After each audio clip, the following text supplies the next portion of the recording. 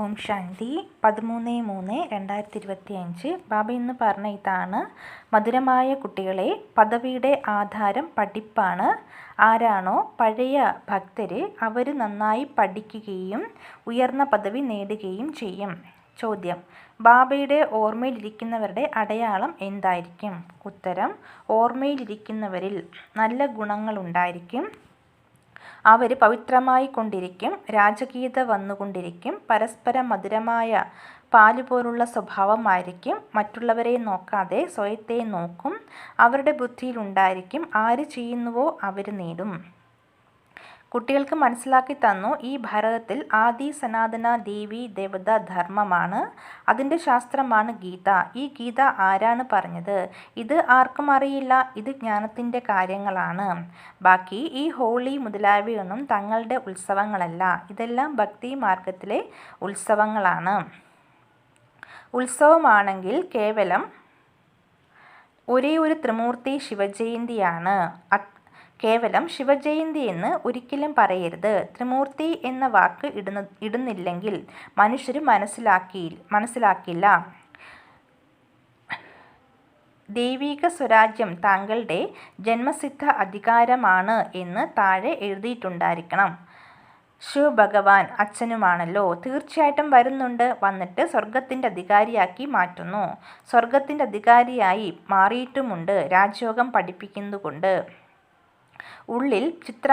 ഉള്ളിലെ ചിത്രങ്ങളിലാണെങ്കിൽ ഒരുപാട് ജ്ഞാനവുമുണ്ട്. മനുഷ്യർ കാണുമ്പോൾ അത്ഭുതമുണ്ടാക്കുന്ന തരത്തിലുള്ള ചിത്രങ്ങൾ ഉണ്ടാക്കണം. അതും ആരാണോ വളരെയധികം ഭക്തി ചെയ്തിട്ടുള്ളത് അവർ തന്നെ നല്ല രീതിയിൽ ജ്ഞാനവും എടുക്കും. ബാബ പറയുകയാണ്, ആര് ചെയ്യുന്നുവോ അവർ നേടും. ചെയ്തില്ലായെങ്കിൽ നേടുകയുമില്ല. ബാബയാണെങ്കിൽ നല്ല രീതിയിൽ മനസ്സിലാക്കി തന്നുകൊണ്ടിരിക്കുന്നു. ആദ്യം ബാബയുടെ പരിചയം കൊടുത്തുകൊണ്ടിരിക്കൂ. ഏത് ധർമ്മത്തിലുള്ളവരാണെങ്കിലും നിങ്ങൾക്ക് ഈ ചക്രത്തിൽ അഥവാ വൃക്ഷത്തിലൂടെ മനസ്സിലാക്കി കൊടുക്കുവാൻ സാധിക്കും. ഈ കണക്കിൽ നിങ്ങൾ സ്വർഗമാകുന്ന പുതിയ ലോകത്തിൽ വരിക സാധ്യമല്ല.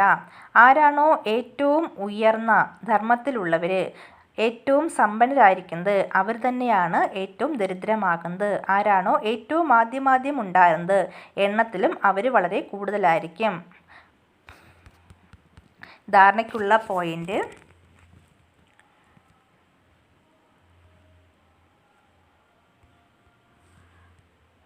സത്യമായ ബാബ സത്യമാക്കി മാറ്റുന്നതിന് വന്നിരിക്കുകയാണ്. അതുകൊണ്ട് സത്യതയിലൂടെ നടക്കണം. തൻ്റെ ചെക്കിംഗ് ചെയ്യണം. എന്നിൽ യാതൊരു ആസുരീയ അവഗുണങ്ങളും ഇല്ലല്ലോ. ഞാൻ കൂടുതൽ സംസാരിക്കുന്നില്ലല്ലോ. വളരെ മധുരമായി മാറി ശാന്തിയോടെയും സ്നേഹത്തോടെയും സംസാരിക്കണം. മുരളിയിൽ പൂർണ്ണ ശ്രദ്ധ നൽകണം. ദിവസവും മുരളി പഠിക്കണം. തൻ്റെയും മറ്റുള്ളവരുടെയും മംഗളം ചെയ്യണം. ടീച്ചർ എന്ത് ജോലിയാണോ നൽകിയിരിക്കുന്നത് അത് ചെയ്ത് കാണിക്കണം. വരദാനം: ഹോളി എന്ന ശബ്ദത്തിൻ്റെ അർത്ഥത്തെ ജീവിതത്തിലേക്ക് കൊണ്ടുവന്ന് പുരുഷാർത്ഥത്തിൻ്റെ വേഗതയെ വർദ്ധിപ്പിക്കുന്നവരായ തീവ്ര പുരുഷാർത്ഥിയായി ഭവിക്കൂ. ഹോളി അർത്ഥം എന്താണോ കഴിഞ്ഞുപോയതും നടന്നതുമായ സംഭവത്തെ തീർത്തും ഇല്ലാതാക്കുക. ഹോളി ആഘോഷിക്കുക അർത്ഥം കഴിഞ്ഞുപോയതിനെ വിട്ട് മുന്നോട്ടു പോവുക. കഴിഞ്ഞുപോയ കാര്യങ്ങൾ ഇങ്ങനെ അനുഭവമുണ്ടാകണം. എങ്ങനെയാണോ വളരെ പഴയത്, ഈ ജന്മത്തെ കാര്യമല്ല. എപ്പോഴാണോ ഇങ്ങനെ ഒരു സ്ഥിതി ഉണ്ടാകുന്നത് അപ്പോൾ പുരുഷാർത്ഥത്തിൻ്റെ വേഗത വർദ്ധിക്കും. അതിനാൽ തൻ്റെ അഥവാ മറ്റുള്ളവരുടെ കഴിഞ്ഞുപോയ കാര്യങ്ങളെ ഒരിക്കലും ചിന്തനത്തിൽ കൊണ്ടുവരരുത്. മനസ്സിൽ സൂക്ഷിക്കരുത്. കൂടാതെ ഒരിക്കലും വർണ്ണിക്കരുത്. അപ്പോഴേ തീവ്ര പുരുഷാർത്ഥിയായി മാറാൻ സാധിക്കൂ. സ്ലോഗൻ: ഓർമ്മയുടെ സഹജമായ സാധനയാണ് സ്നേഹം. അതിനാൽ സദാ സ്നേഹിയായിരിക്കൂ. സ്നേഹിയാക്കി മാറ്റൂ.